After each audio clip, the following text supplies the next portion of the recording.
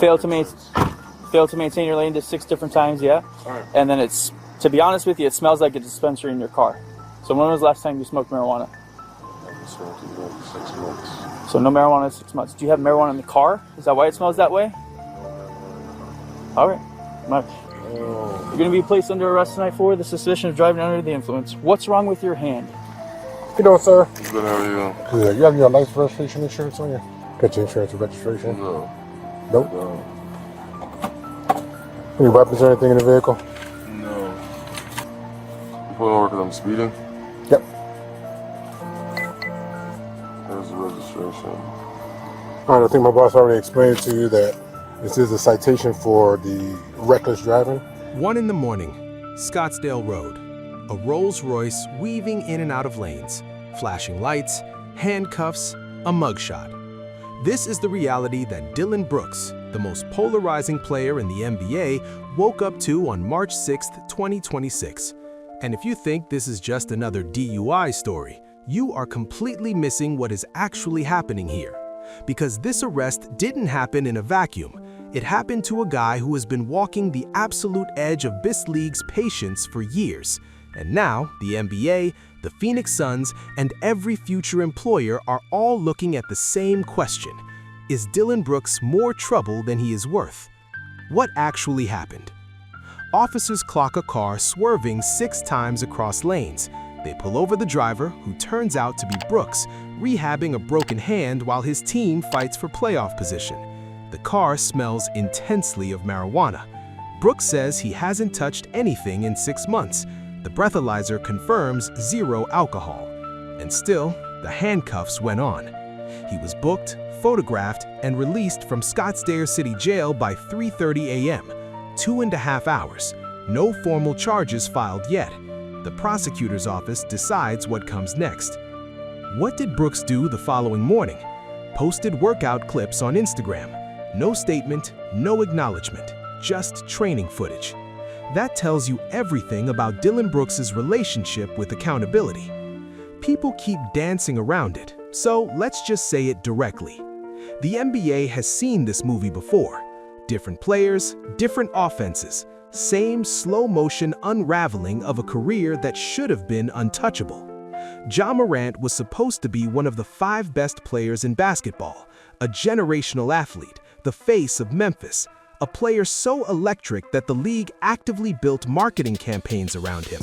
Then he flashed a gun on Instagram Live at a Denver club in March 2023. The NBA suspended Morant 8 games after he went on Instagram Live in a strip club in Denver and briefly flashed a gun to his audience. Complex apologized, he sought counseling, and he promised it would never happen again. 2 months later, it happened again. Morant was suspended after an Instagram Live video showed him holding a gun, his second gun-related incident in 2 months. NBA Commissioner Adam Silver called Morant's conduct irresponsible, reckless, and potentially very dangerous. That second suspension was 25 games, and the financial destruction went far beyond the salary he lost. Morant failed to be voted on to the All-NBA team and therefore lost out on a $39 million contract bonus.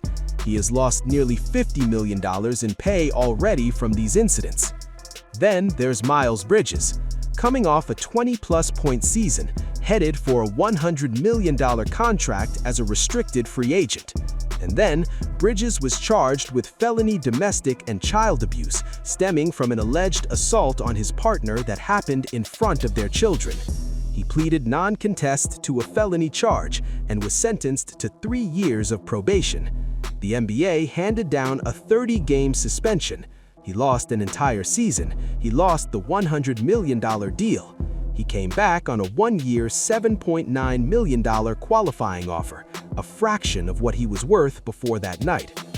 Now here's the thing. Brooks' situation is categorically different from both of those cases. A marijuana DUI is not a gun on Instagram.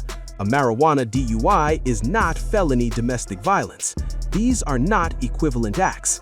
But the question the league and future teams are asking isn't about the severity of this one incident. It's about the pattern. And on that measure, Brooks fits the same template exactly. a player whose self-destructive behavior keeps finding new expressions no matter how many warnings he receives. Morant got one chance, then a second, then his reputation was permanently altered. Bridges torched his entire contract leverage in a single night. Brooks hasn't hit that catastrophic ceiling yet, but he is climbing toward it. Here is the thing about being the villain. There are rules to the role. You can chirp, you can agitate, you can get in people's heads. The league tolerates all of it, as long as you keep it between the lines and keep winning. Brooks has been testing that tolerance for years, and the defining moment came in the 2023 playoffs. Memphis, the 2nd seed, squared up against LeBron James and the 7th-seeded Lakers, and Brooks, who had been circling this moment for 2 years, decided to go full villain. He called LeBron old. The internet loved it. The basketball world couldn't stop talking, and LeBron answered with his game. He averaged 22.2 points, 11.2 rebounds, and 5.2 assists, and eliminated the Grizzlies in 6 games. Brooks struggled the rest of the series, was booed constantly, criticized in the press, and mocked on social media, and eventually the 2nd-seeded Grizzlies were upset by the 7th-seeded Lakers. He's getting booed like this when he's not playing. Think what he's going to be like when he is playing. After it was over, LeBron posted on Instagram, "If you ever see me fighting in the forest with the grizzly bear, help the grizzly." That should have been a lesson. Instead, Brooks doubled down. As recently as January 2026, just weeks before the arrest, Brooks said on a live stream, If this was LeBron maybe 5 years ago, then it'd be different. Maybe like 6 years. Miami Bron, you're not really talking shit. So For real, because then it's like blow by, dunk. He's got more game to him, more agile. Right now, he's like always been said. the trash talk against LeBron is actually the clearest window into the Brooks problem, because what it reveals is a player who is constitutionally incapable of pulling back once he's committed to a bit. He kept going after LeBron long after the 2023 series proved it wasn't working. He kept racking up technicals this season even after the league suspended him for hitting 16. And now he got arrested at 1 a.m. while rehabbing an injury in the middle of a playoff push. His son's teammate Colin Gillespie put it plainly. Yeah, sometimes I'm trying to tell him to chill out, but I think he just blacks out. Teammates laugh about it when he's winning. Front offices write it down when he's losing. And right now, Brooks is losing. The villain character only works when it's controlled, when it's deployed, when the villain decides to turn it on for 48 minutes and then turns it off. What we're seeing with Brooks is that he cannot turn it off. Not on the court, not on the bench, not at 1 a.m. in a Rolls Royce on Scottsdale Road. The villain has crossed into the territory where the act is no longer an act, it's just who he is. And that is when the league stops laughing along. Is he more trouble than he is worth? This is the business question that no one in Phoenix is saying out loud, but everyone in Phoenix is thinking. Let's lay out what the Suns actually have in Dillon Brooks. Through 50 games this season, 20.9 points per game, career high. 85.6% from the free throw line, career high. Elite defensive presence, the undeniable identity of a franchise that had lost its identity after trading Kevin Durant. He's the reason the Suns entered March at 35-27 when nobody gave them a chance. But here is the liability column. 16 technicals in a single season, triggering an automatic suspension in February. Multiple fines, multiple ejections. A flagrant foul on LeBron James in the 2023 playoffs that put the entire series on a different trajectory. A punching incident, a cameraman shove, and now a 1 a.m. DUI arrest while recovering from surgery. Each suspended game this season costs Brooks $145,000, and those suspended games only begin when he's healthy enough to return, meaning the arrest drops directly on top of whatever recovery timeline the hand injury already created. The Suns don't just lose Brooks for games due to the injury, they potentially lose him for additional games on top of that, in a Western Conference race that has no margin for error. Here is the more brutal calculation.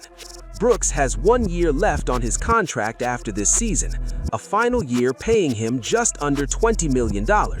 Then he becomes an unrestricted free agent at 31 years old, and every single front office in this league is going to sit down in that offseason and weigh the same spreadsheet. 20-plus points per game, elite defense, all defensive caliber talent on one side, 16 technicals, multiple suspensions, DUI arrest, playoff meltdown, and a pathological inability to walk away from confrontation on the other. The question isn't whether Brooks can play basketball.